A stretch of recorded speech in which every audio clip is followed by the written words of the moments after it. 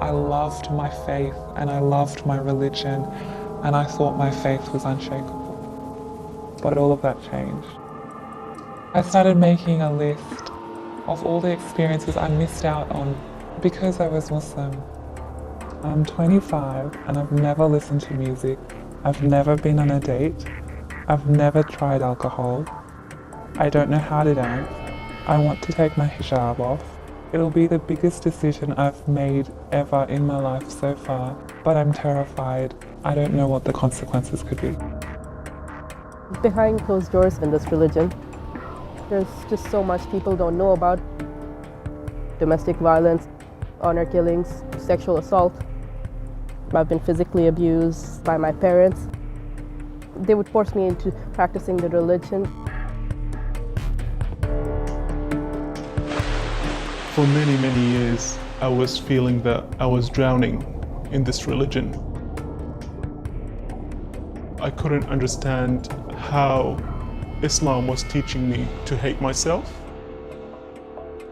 Finding this secret group of ex-Muslims saved my life, literally. The Secret Ex-Muslim Group is definitely a safe space for people who are still in the closet. Being here, speaking about this, it's a risk.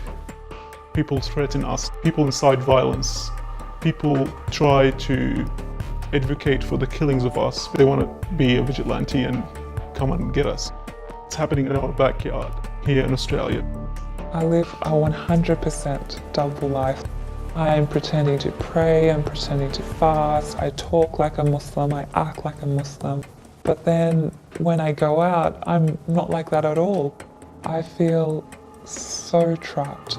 I'm terrified of someone finding out that I'm ex-Muslim. I feel like I'm carrying around a ticking time bomb.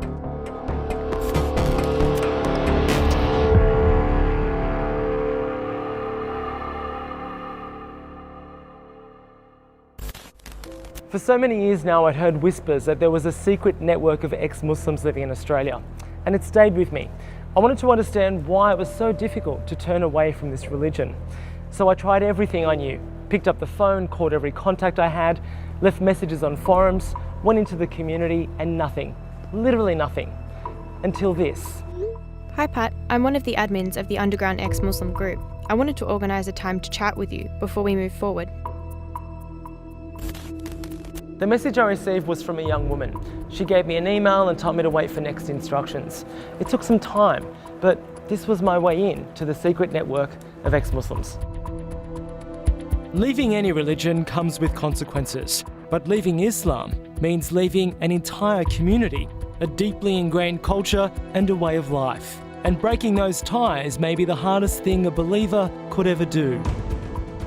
That's why some of the people you're about to meet can't use their real names or show their faces. My life is on the line for being an ex-Muslim. We're hiding our faces for security and safety reasons. We're not hiding it out of shame. We get a lot of hate and a lot of threats of being killed. It's mostly individuals and sometimes even Muslim leaders. They feel the right to speak out against us and they feel the right to incite violence against ex-Muslims. Let's call this guy Ahmed. He's a 23-year-old student. I mean, like growing up in Saudi Arabia, I was happy. I grew up in a really strict family and so I didn't really listen to music. I didn't really watch movies. If my family found out that I'm an ex-Muslim and that I was speaking out so publicly against Islam, I think my family would kill me. Rushdie is 22. She escaped her family in Pakistan in 2015. In the past 2 decades, there's been at least 68 recorded killings related to apostasy in Pakistan alone. Like Ahmed, Rushdie has never spoken publicly about leaving Islam until today. I realize that there are definite consequences, but I'm willing to take that risk. I faced immense cultural and religious pressure from my family to be Muslim. They would force me into practicing the religion. My life experiences have been pretty dark, gruesome. I had attempted suicide 4 times. reason I can't reveal my identity is because the broader community would 100% disown me. My personal community, my relatives, my family friends, my friends. The idea of someone finding out that I'm ex-Muslim is my greatest fear. This is Urwa. She's 25 from a Pakistani background. Where Ahmad and Rushdie have already denounced their faith, Urwa is at a crossroads. Taking my hijab off, it's an incredibly terrifying decision. I'm so afraid of everything that will come after I take it off. I want to do it, but a part of me wonders if I can really go through with it. Ahmad, Rushdie and Urwa are all part of the underground network of ex-Muslims. Like me, you're probably wondering, if someone stops believing in a religion, why can't they simply just walk away? It's much more common than people think, and the repercussions are obvious all around the world. I'll take Bangladesh for instance, and many who've been attacked over the last few years because they have professed their non-belief. When you think about Saudi Arabia, where they've declared it a terrorist act to say that you're an apostate. A brutal murder, hacked to death. The sixth writer killed in the last 14 months. From Islam to any other religion, the punishment should be death. The hellfire is waiting for anyone who is rejecting Allah and His Messenger. Moreover, their families, they should not continue having any kind of relationship with them. Murad is 46. Originally from Pakistan, he left the UK more than 20 years ago after being persecuted by the strict Muslim community he grew up in. One of few open members of an international ex-Muslim network, Murad now helps guide young Australians conflicted in their faith. It is written into the Quran about how to treat people who used to believe and now say they no longer do. People get persecuted for that. They're scared for their lives. There are 13 Muslim-majority nations across the world where apostasy or leaving Islam is punishable by death. Many of the families from these countries now living in Australia raise their children under strict religious rules. Although protected by law and democracy here, the consequences for ex-Muslims can be just as grave. The extreme Islamist group exists everywhere. So the threat for you is very real even here in Australia? I do feel safer here. At the same time, I'm still worried about my life. In my home country, you can get away with murder, rape, domestic violence. And in Australia, apparently, you can get away with death threats without any consequence. This is because extreme Islamist group, the Hizb ut-Tahrir group, came a couple of months ago and openly declared how they wanted apostates of Islam to be dead. The group Rushdie's talking about is Hizb ut-Tahrir, a controversial organisation that's banned in most Muslim-majority nations. Here in Australia, most Muslims would agree they do not represent the view of the majority. Hizb ut-Tahrir seek to unite Muslims under one Islamic caliphate. Notorious for preaching radical interpretations of the faith, they've been accused of condoning honour killings and advocating for Sharia law to be practiced in Australia. People think that the danger might be in Saudi Arabia, in Iran, where Sharia law is practiced, but threat and danger exists here in Australia on people who think they carry out justice for God. It's happening in our backyard. I want to show you something and see how it makes you feel. Okay. That's your draft constitution of the Khilafah state. Do you stand by that? Do you want to kill ex-Muslims? See you shaking your head. Yeah. It's the first time Ahmad is seeing this video. It's hidden camera footage from a meeting held by Hizb ut-Tahrir in Sydney earlier this year. In Islam, it's clear that apostates do attract capital punishment, and we don't shy away from that. Australian Federal Police were called after Hizb ut-Tahrir publicly advocated for Muslims in Australia to be executed if they leave the religion. The AFP laid no charges. Despite several pleas to have Hizb ut-Tahrir banned, the Australian government allows them to continue operating here. Hizb ut-Tahrir declined an interview but sent a response, including this. These ex-Muslims who claim to be fearful of Hizb ut-Tahrir are fakes. They are professional apostates, if you will. These people are charlatans who, devoid of an intellectual critique of Islam, choose this path of attack. How does that make you feel, hearing that? It makes me really scared to speak against Islam publicly. They always say the same thing, that you should be killed, you should be dead. Those comments always pop up on my Facebook. If you were born a Muslim, then reject it, you should be killed straight away. You're going straight to hell if you do this. Apostates deserve to die. The day will come when we cut your head off, freak infidel. Where I come from, I've seen people being beheaded in public, on public squares, and it really scares me that those same people are coming here and breaching hate. It's impossible to know how many physical attacks have occurred on ex-Muslims in Australia. Most go unreported out of fear of repercussions. And that's because this abuse is driven by ultra-conservative interpretations of the faith, rather than a peaceful Islam that the majority practice. When was it that you first started questioning your faith? Throughout my teenage years, I started questioning the rationality of the religion. I remember being beaten by my father as young as 6 years old. The last time my father was abusive towards me was 2015. He beat me mercilessly.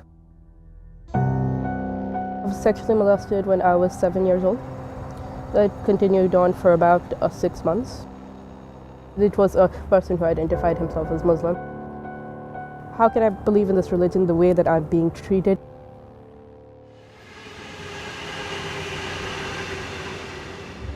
Islam condemns all sorts and all forms of abuse. So if someone is abusive, it's because of their character and their nature and who they are as a person. It's got nothing to do with Islam. I can understand how a young person who's trying to find themselves might mix those two things up and then have a bad taste in their mouth with regards to Islam because a Muslim person did that to them. Sheikh Haitham Farashi is an Australian imam and lawyer with thousands of followers. He's travelled to most Muslim-majority nations to work with other Islamic scholars. He also runs his own unique programs here for young Muslims struggling with their faith. Why do you think it is that so many young people are turning their back on Islam here? I think there's an epidemic going on of people not understanding their faith. Their parents, they're quite insular, they don't really understand Australia, they probably don't even understand the struggles their children are going through. So is what you're saying there that the experiences of some of these young people are because they've come from very conservative Muslim families? Definitely, I think it's coming from firstly a conservative Muslim family and secondly from a family that doesn't really understand Islam. And so whatever happened in their village and their town, they try and implement here in metropolitan Sydney in 2017, and it doesn't work. As a Muslim, we're all sinners, each of us sins in our own way. Some people smoke, some people do drugs, some people drink alcohol. There are Muslims who are feminists, there are gay Muslims. All sorts of Muslims, all types. Sheikh Haitham, are you aware that there is a secret group of ex-Muslims living all around Australia right now? I had no idea until you told me. You say that abuse is not something that Islam teaches. What I've read from the Quran, that is what it teaches. This is what happens when you rely on a book full of metaphors to define your whole life. That everybody will have a different meaning. Some will have quote-unquote a peaceful meaning, others will have quote-unquote a severe or violent meaning. When I came to Australia and could finally escape, I felt that I finally could go to a place to find help. That place was the clandestine Australian ex-Muslim network. Rushdie tells me she's been part of it now for almost 18 months. So how many members of the group are there? I don't think I'm allowed to disclose that information.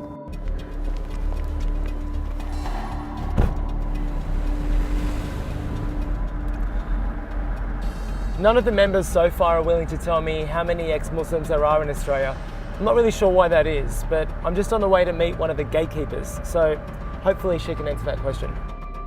She's the woman who initially sent me that text message. Going by the alias of Awal, she's 24 and the online administrator of the secret network.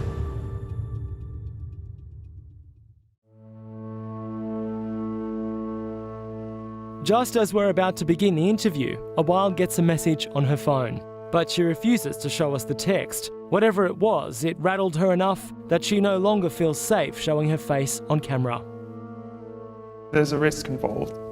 The thing is, we don't want people to find us. We don't want to be easily accessible. Like, yes, we want us to be out there to support people. There's people who really desperately want to get in contact. We'll find a way. We'll know, because we find these things out.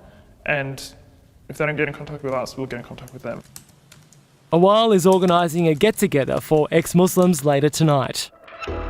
What happens in the group is what people would wonder. This is a way to have a support group and to find other people like you.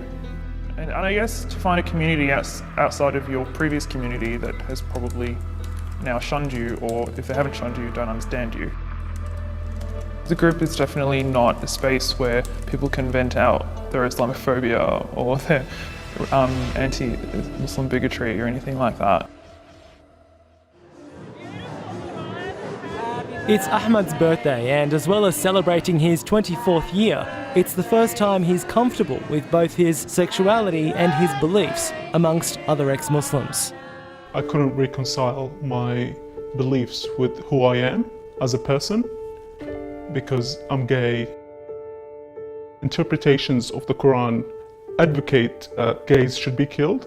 A lot of it is because of the religion. Some of it is culture, but I think the biggest part of it is religion. I left Islam because I didn't want to hate myself anymore.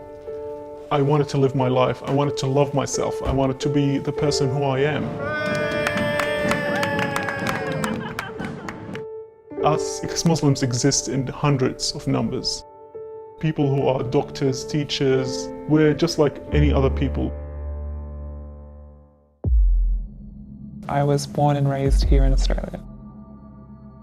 I found a lot of comfort from religion. I prayed 5 times a day. I would fast in Ramadan. I would read the Quran. I really wanted to be the perfect Muslim, but all of that changed. I had conversations with my friends and I realized that there were aspects of Islam that I didn't agree with. After a year of heavy doubt, heavy soul searching, it was like a switch just flipped and I realized my belief had gone. There are aspects of Islam that I do find beautiful, that do have intrinsic value, but I just don't believe that it is divine anymore. Now, after wearing the hijab for most of her life, Urwa is taking it off. I feel so many different emotions now that I've taken the hijab off.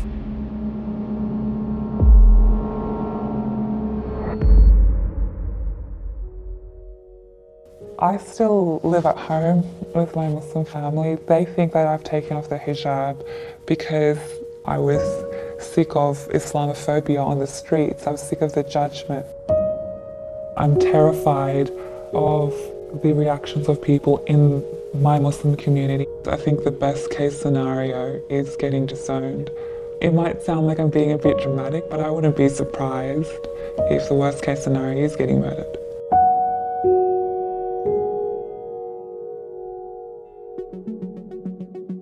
That is why the ex-Muslim group exists and why other groups exist, because people are supporting each other.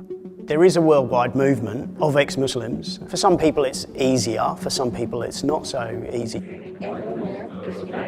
Are existing everywhere. Despite you trying to suppress our voices, we're not afraid. I think to live in a country where I can say everything in public without people trying to kill me. Just because we're silent doesn't mean we don't exist, and people need to remember that. No human being should live in fear. Everyone has a right to peace, everyone has a right to safety, and everyone has a right to justice. And if that's not happening, then myself as a Muslim, I have to take some responsibility, even if it's just in my heart, even if it's just by making prayers, that these people's difficult situations are alleviated. This needs to be normalised. Leaving religion, leaving Islam is a thing that happens all the time. It happens in private and it needs to be out there, it needs to be spoken about. I've suffered severely and I don't want others to go through that. I'm trying to accept that I had a difficult past and that I'll have a better tomorrow. Do you think there might ever be a time in your life when you'll go back to Islam? Never. There was never going to be a time in my life I'll go back to Islam. I'd rather die. Rushdie's family practices an extreme interpretation of Islam, so perhaps it's no surprise that she's turned her back on the faith for good. But I can't help but wonder whether Ahmad, Urwa and other ex-Muslims might one day find their way back to an understanding of Allah that they feel at ease with. When Muslim people are having difficulties with their faith, are having difficulties with the lifestyle in Australia and reconciling that with their faith, they need to seek out someone who's educated in Islam but also understands Australia, also understands the Australian environment. I want to see things change for ex-Muslims. I want people to feel safe coming out. I would love to see the day that comes. We don't want to be disconnected from our community. We don't want to be disconnected from our family. We're here and we want equality, we want justice, we want love. I've experienced a tremendous amount of growth as a result of leaving Islam. I went on my first date this year in my entire life. I wore a t-shirt in public and I remember thinking, I've never felt the wind on my skin before. Dancing and music is new to me at 25. This is the first time in my life that I'm really thoroughly appreciating life. If my story can even help one person who's questioning or doubting their religion, then I feel like the risk that I've taken is worth it. I'm just so looking forward to the future.